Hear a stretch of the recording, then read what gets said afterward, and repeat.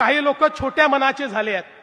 मागच्या काळामध्ये ज्यावेळी उच्चस्तरीय समितीची बैठक झाली आणि आम्ही साखर कारखान्यांना म्हटलं की 30-30 हजार कोटी रुपयाचे व्यवहार होत आहेत, 10-10 हजार कोटी रुपये सरकार तुम्हाला देत आहे, तर तुमच्या नफ्यातनं 5 रुपये हे शेतकऱ्यांकरता बाजूला काढून ठेवा।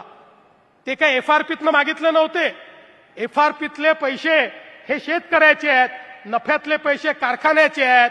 आपण जर विचार केला तर या ठिकाणी 200 कारखाने आहेत, फार तर 25 लाख रुपये एका कारखान्याला त्या ठिकाणी आपण बाजूला शेतकऱ्यांकरता काढून द्यायला सांगितलं, तर त्या कारखान्यातल्या काही लोकांनी, सगळ्यांनी नाही पण काही लोकांनी असा गजब उभा केला आणि म्हणाले शेतकऱ्याकडनं तुम्ही पैसे वसूल करताय, शेतकऱ्याकडनं पैसे वसूल करताय।